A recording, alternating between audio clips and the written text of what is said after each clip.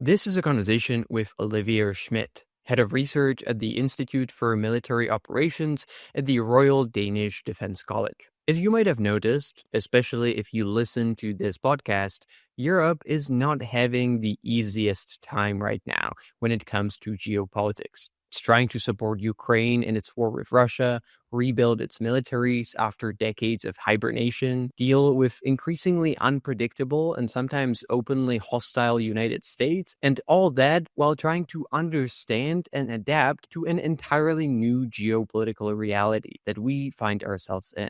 And from the European perspective, understanding where we are going and how to best adapt to it is both really important and really difficult. And that's why I'm speaking with Olivier today. Olivier recently wrote an academic paper that basically lays out the 4 different scenarios that Europe might experience in the coming years, based on how hostile the United States will get and how united Europe manages to stay. It's an extremely interesting and helpful approach that moves away from abstract anxieties and towards tangible, realistic scenarios that help us understand what's ahead and how to prepare for it. In this conversation, we talk about all of those 4 scenarios, as well as what each of them would mean and what would be the best course of action in each of the 4 different futures that we might find ourselves in.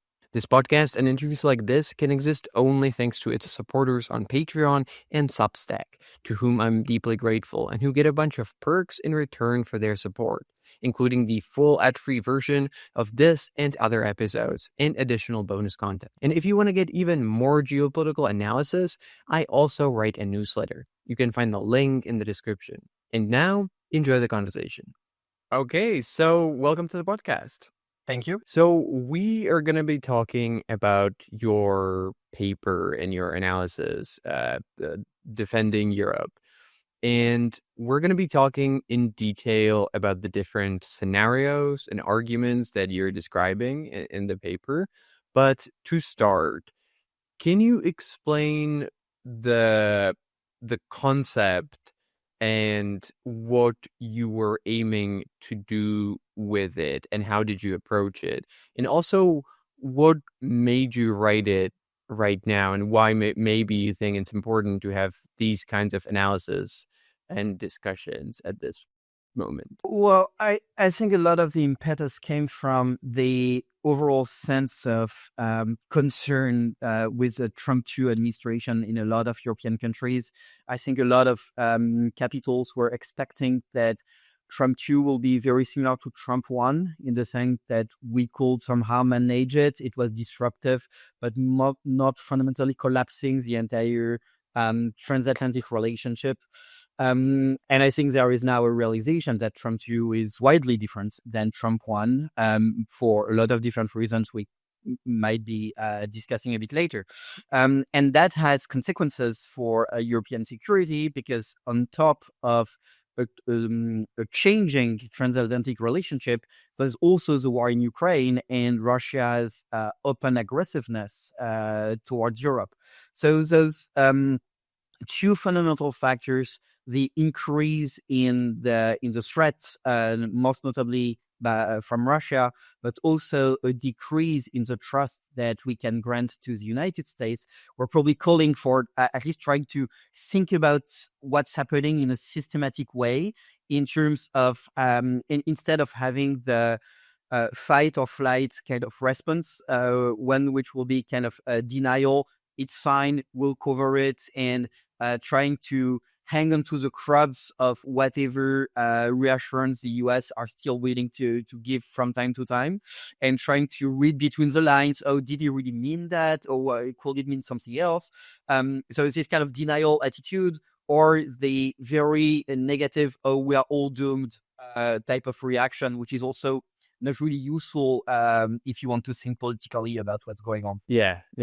No, I think that's a good description of the 2 extremes that Europe often tends to lean to, either one way or the other. So maybe if we look at how you've actually approached the paper itself and the analysis that you write, basically you start with sort of a baseline prediction for what do you think will shape Europe's security? So there are three constants that you expect that will not change, that will remain the same for the years to come.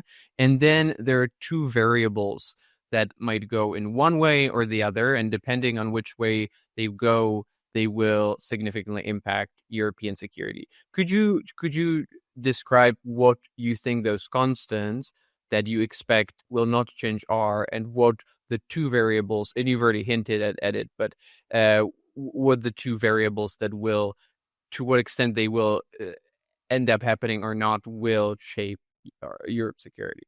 So the three constants I identify. The first one is, of course, Russia's hostility towards Europe, which might veer into aggressiveness at some point, depending on the conditions. But I think we can take as a baseline that the Russian regime is now ideologized in such a way that they see Europe as a fundamental potential threat, that they see their possibility to great power status only in terms of domination of Europe, which means the implosion of the European Union. That's the strategic objective.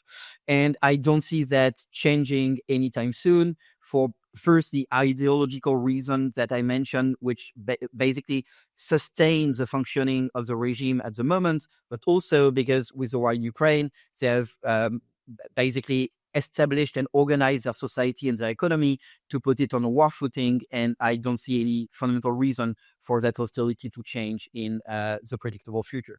The second constant that we can think about is the rise of China, and the fact that China is going to be at least on par with the United States, and maybe potentially the most important country in the 21st century, the most important great power in the 21st century. I mean, the US national security strategy almost acknowledges as much in its assessments that basically they cannot they may lose a fight against China if it came to it, right? So there is this acknowledgement that China is not only catching up, it has probably very likely caught up and might be able to overcome the United States as the organizing great power of the 21st century. And the third constant that is relevant for Europeans is that there is still a medium but sustained threat of Islamist jihadism that we can count on. The fact that the Islamic State has been defeated, but is not eliminated per se, right? And we can count on other outbursts of terrorist threats in the future, not on the level of basically like completely threatening the existence of European states, because they will probably never have the capability to actually threaten the existence of the states, but they're still a very profound irritant to the politics of European states, right? Because that's the point of using terrorism tactics, is that it polarizes society and it creates further tensions. So I think those three elements, Russian hostility, China's ascent to great power status, and constant jihadist terrorist threats, we can probably hold them constant, so to speak. And then you have the two variables, which might go one way or another, and then based on that, you create sort of the four scenarios. Yeah. So the variable I'm looking at as the one I think are the most relevant for organizing and how to think about European security, right? So it's just to mention in that context, that's what matters. And I think there are two that are really important. The first one is what I call American hostility. Are we to consider that the United States are not only disinterested, but are they going to be actively hostile towards European states and especially liberal democracies? And I think it's a variable because we can see signs of that in some of the MAGA movements, the post-liberal crowds, which is actively hostile against liberal democracy, right? I mean, that is a pretty much say it. And it's very much epitomized by J.D. Vance. I mean, the speech he gave at the Munich Security Conference back in February was basically elect far-right ideologically aligned candidates and will be okay, or else. And I mean, it was pretty much an open threat to liberal democracies in Europe, and the national security strategy, as probably the section on Europe has been written by people who are very infused with that ideology. And we can consider that if they end up having an important deciding role, they should be considered threats to liberal democracy. Now, that movement is not all the US.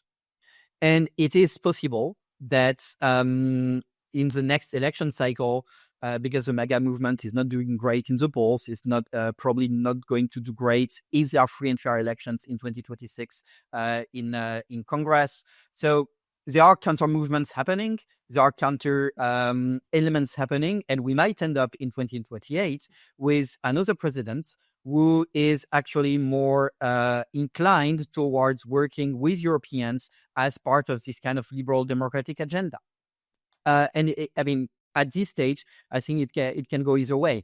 My thinking is that even though we end up with a more inclined or more benevolent US president in 2028, the American society will need so much healing after the 4 years of Trump too, that no matter what, they will be less focused on Europe anyways, right? So it's a matter of being benevolent or being actively hostile. So that's the first variable I identify. The second one is what I call European cohesion. And it's the extent to which Europeans are willing and able to coordinate and integrate to some degrees their defense capabilities and their defense policies, which is, of course, the most contentious and difficult area to integrate. But either there is some kind of common sense understanding of what needs to be done and how it can be achieved, or there will be further fragmentation. And basically, the interaction between those two key variables lays out the four scenarios that I identify in the paper, and for us to think about in terms of what will happen. Just a quick break here. If you care about geopolitics, and I assume you do since you're listening to this, you might want to consider signing up to get my newsletter, Station Zero. Once every week or two, you'll get a free geopolitical analysis, a story, trend, or pattern of something that's really important, but that most people tend to miss. Like the one where I describe a chaotic oil war that's been going on between the US, Russia, and Saudi Arabia, that you basically never hear about, but that's quietly shaping geopolitics. If you want to sign up, just click the link in the description. And now, back to the conversation. Right. Well, I think it's a really, really interesting and useful analysis, because I think that I agree that the variables that you came up with are the two that will end up being the most important ones. And I think that the four scenarios pretty much cover the most likely developments of what we can see in the future. You're not saying which one will happen, but you're saying that one of these four will happen. That's very much probable. And I think that's a good way to look into the future, because we never know what's going to happen. But to know it might look one of those four ways, it might fit into one of those four scenarios, already turns it from something that's that's very abstract and very confusing to something that's a lot more tangible, and it turns it into a problem that you can prepare for and that you can try to sort of fix. Yeah, that was the idea behind it, trying to provide some kind of pictures of what it could look like, and then it tells us, okay, do we want to go there? What happens if we see indicators that go into that directions? So it's more a way to think about what could be done politically, rather than just saying, okay, this is what it will look like, right? It's just a way to stimulate, let's call it political imagination, in a way. Yeah. And to basically just summarize what you said, the two variables are how hostile the United States will be towards Europe, and how much will Europe manage to stick together and integrate in foreign policy and defense even more. One more thing before we get to the actual scenarios. One more thing that I was thinking about when it comes to the hostility level of the United States is that what I can also imagine is that it will fluctuate quite strongly. That, for example, there will be a new president in 2028 who will be much more friendly to Europe, might try to repair the relations and reaffirm the commitments. But then 4 years after that, we might get someone even more extreme than Trump, who will push it once again in a completely different direction. So it might go really, really up and down. I agree. I think we have to come to terms with the fact that transatlanticism is no longer a shared concern among the American parties and among the different ideological groups that constitute the American political life. And some of them will still be committed to transatlantic relations because of a shared concern for liberal democracy. But we also need to acknowledge that there is a strong current in American political life right now, which is actively anti-liberal and in the philosophical sense of the term, not in the Democratic Party sense of the term, but which is anti-liberal, and that it could go either way. I don't really know how it might end up. I mean, the focus of a lot of those post-liberal thinkers about saying the fact that and trying to establish the fact that the United States is a constitutional republic. It's not a democracy, which is a completely made-up distinction in their mind. But they made that distinction especially to emphasize the fact that it's not a democracy. It is something bound together by a covenant, but does not necessarily have democratic characteristics. And that kind of thinking, which is absurd to any kind of liberal Democrat around, is quite important in U.S. political life at the moment. Yeah. I think that, to me, the hostility towards Europe is still something that I kind of struggle to understand for what the reason there is, but it's undoubtable that it's there anyway. We'll need to learn with it and adapt to it.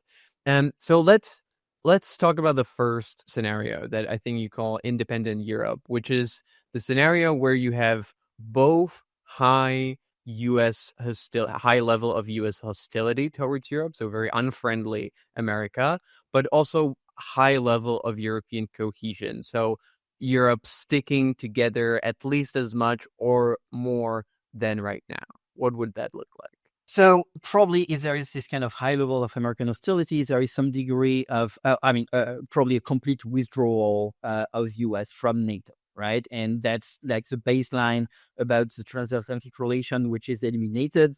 But at the same time, in that scenario, basically the Europeans take over, agree in some kind of shared balance of risk and responsibility that works for everyone. So in effect, what we call independent Europe here is that Europe becomes one of the poles in this kind of international system that is emerging, more integrated, but at the cost of much more investments in defense, right? Which means that there will be a trade-off with social systems all across Europe. So Europe is more isolated in a way because it's no longer partnering with one of the big poles. It might want to try to create new partnerships with countries, for example, in Africa or Latin America. But basically, it's much more isolated than it is right now. It's also more poor in a sense because it's no longer benefiting from transatlantic trade as it used to. It's also it also has to divert a lot of internal resources towards defense and less towards social spending. So the average population is poorer than what it is now, but it managed to stick together and is somehow independent and mostly able to defend itself, particularly and firstly against Russia. So that's what kind of possibility, which comes at a high cost. To me, that kind of reads as basically the vision that you're describing is kind of the end of what we have called the West up until now, because it basically, from then on, it is Europe and then the United States and everyone else, but it's no longer this one cohesive unit, but basically are going against each other sometimes. Yeah, exactly. It's the end of the post World War II West in a way. Yeah, exactly. Yeah. Yeah, and I assume that would probably have quite bad negative consequences for sort of the post-war liberal order that we have taken for granted and which have been working for Europe pretty well, but in this scenario, no one would be keeping that up anymore. Nope. No one will be able to uphold it. It will be a kind of a warring states type of international system with a lot of competition happening all the time. Competition sometimes turning violence. And again, I mean, in terms of economic and well-being outputs for European populations, it's a hard scenario. I mean, we are poorer, and it's harder. To live in that environment. How do you envision that scenario kind of unfolding practically? Because right now, the basis of European security is NATO, and the United States is playing, by definition, the fundamental role in NATO. So what happens to NATO with this scenario? Or maybe does the EU turn into something like NATO? How do you see that? Yeah, I mean, I don't think the EU can turn into a kind of NATO, because if we want to have some kind of credible European capability, it needs to include the UK somehow, right? I mean, nuclear power, still important military capabilities. It needs to have the UK in it, one way or another. And that will be some kind of NATO. It will be not a North Atlantic Treaty Organization, might be a kind of European Treaty Organization, I don't know. But it will basically the Europeans taking over NATO in one way or another. So having a secure was European, all the command structure will be European. So I think that architecture would work that way, but it requires a lot of different things. It requires willingness to have much more integration, because right now, the United States serve as a military integrator for all European nations, right? We fight the way the US tell us to fight. I mean, our military doctrine, which is currently multi-domain operations, is fundamentally a US thinking about what works or what doesn't work in war. And it's also enabled by assets in which the United States have a huge comparative advantage, such as air power, space capabilities, command control systems, all those kind of thinking. It's enabled by US capabilities. So I don't think we could credibly replace them. So we will have to come up with a kind of European way of war, if you want, which is more which is a better fit for the kind of capabilities that exist in Europe at the moment, which is and will be independent from the US enablers. And that requires a different way to think about how we can win against Russia. We don't have that discussion at the moment because, of course, technically NATO is still supposed to work. But if that scenario were going to work eventually, if we were forced to go into that direction, it will require political willingness to integrate military assets to a greater degree than they are now in Europe, because we will have to pool resources more than we do. And it will require a strong thinking about what our military strategy would be without the US thinking and the US enablers. And of course, I'm not even talking about the political willingness in European societies to accept a decrease in the standards of living in order to finance that scenario. So those are three big conditions that needs to be fulfilled. Yeah.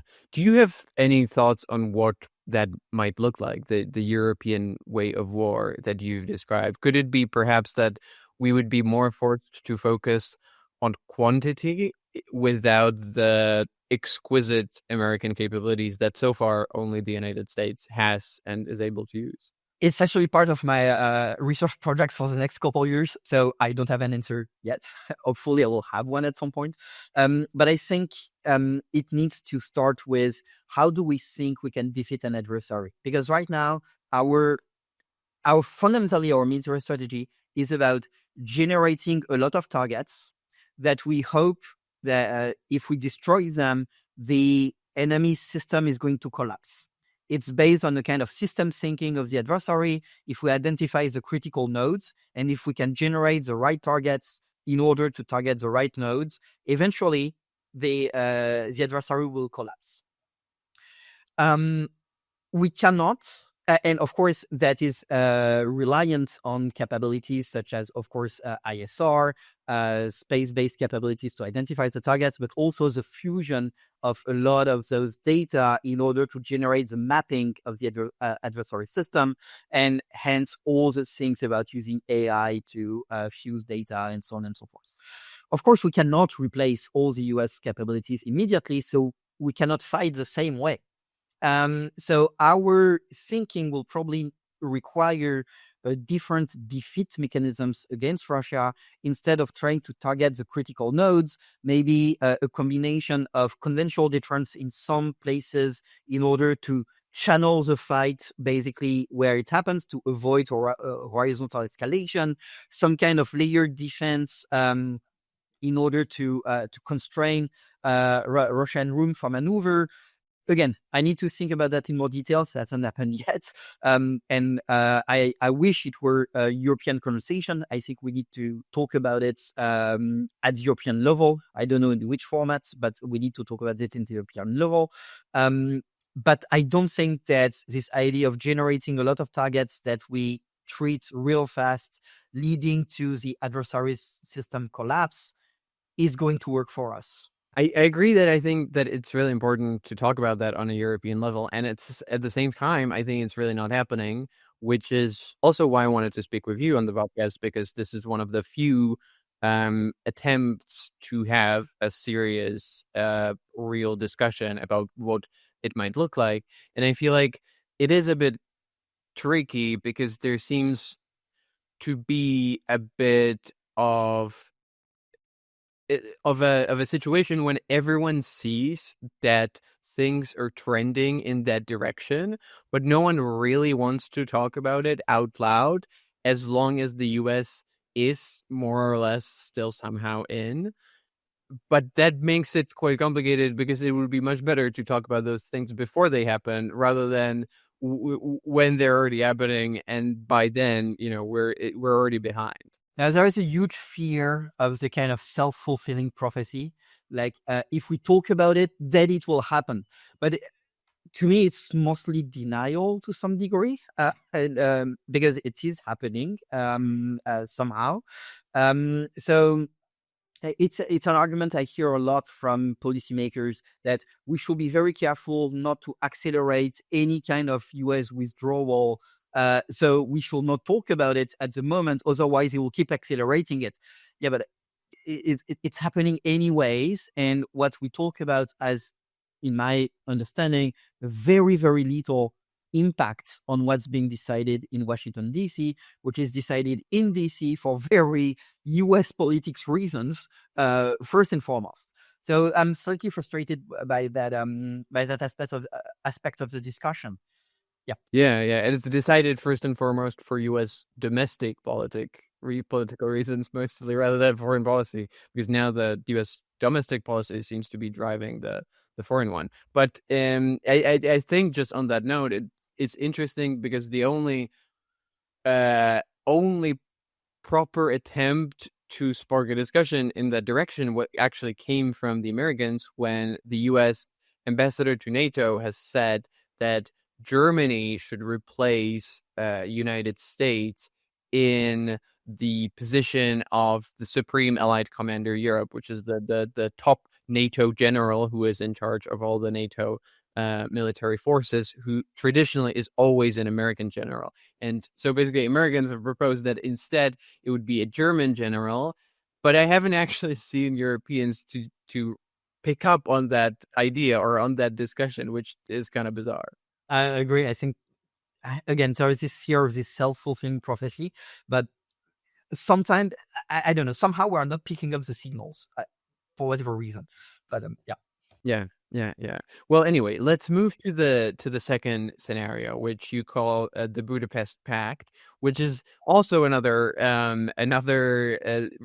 really interesting scenario. However, I would say significantly worse, which is where you have both high level of US hostility towards Europe and at the same time very low European cohesion. So European states moving away from each other and fragmenting rather than integrating more. Yeah.